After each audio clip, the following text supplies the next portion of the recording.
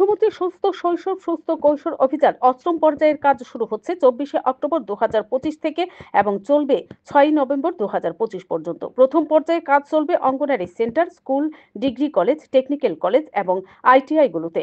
এর সময়সীমা হলো 24শে অক্টোবর থেকে 30শে অক্টোবর 2025 পর্যন্ত। এরপর মপ আপ রাউন্ড হবে 31শে অক্টোবর থেকে 6ই নভেম্বর 2025 পর্যন্ত। এ পর্যায়ে আশা এবং অঙ্গনারী দিদিমণিরা বাড়ি বাড়ি গিয়ে বেনিফিটগুলো ঘরের দরজায় পৌঁছে দেবেন। কর্মসূচি চলবে ইটভাটা, চা বাগান, কোচিং সেন্টার এবং আরবান বস্তি এলাকাগুলোতে।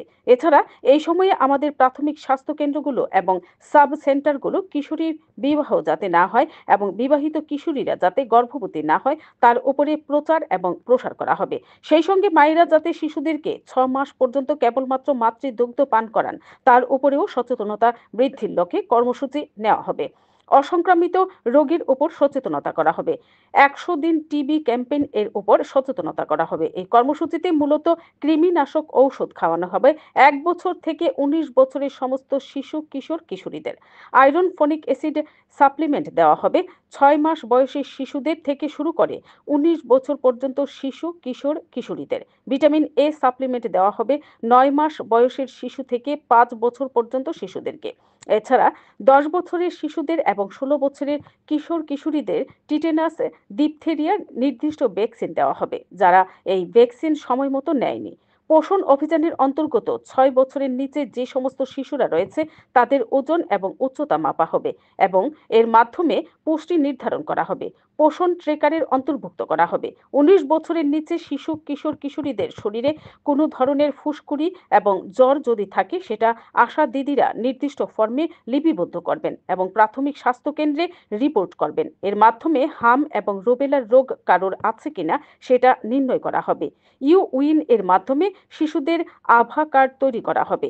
15 বছরের কম বয়সী ও শিশু কিশোর কিশোরীদের গত 2 মাসের মধ্যে হঠাৎ করে কোনো ধরনের দুর্বলতা বা প্যারালাইসিস হয়েছে কিনা সেটা রিপোর্ট নেবেন আশা এবং অঙ্গনারী দিদিমণিরা বাড়ি বাড়ি ভিজিট করার মাধ্যমে। এ ধরনের সমস্যা পাওয়া গেলে সেই ক্ষেত্রে পরবর্তী সময় পরীক্ষা নিরীক্ষার মাধ্যমে ওই ব্যক্তির শরীরে পোলিও ভাইরাসের মতো জীবাণু আছে কিনা সেটা যাচাই করা হবে। Bureau report, BTV Tripura news.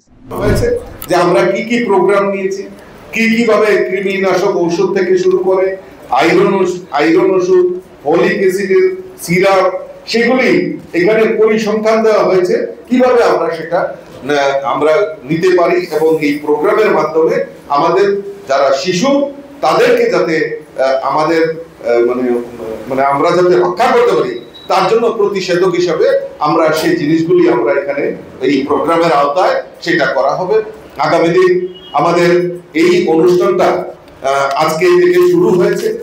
আগামী এই 24 অক্টোবর থেকে আগামী 6 নভেম্বর পর্যন্ত 2025 এই জিনিসগুলি বিভিন্ন anganwadi centre, school, degree college, technical college, ITI এবং সমস্ত জায়গায় এই প্রোগ্রামটাকে চালানো হবে যাতে আমাদের যারা শিশু এবং কৈশোর রয়েছে তাদেরকে যাতে আমরা সুস্থ রাখতে পারি, সুস্থ এবং সবল রাখতে পারি, তার জন্য গভর্নমেন্টের তরফ থেকে এই প্রোগ্রাম নেওয়া হয়েছে।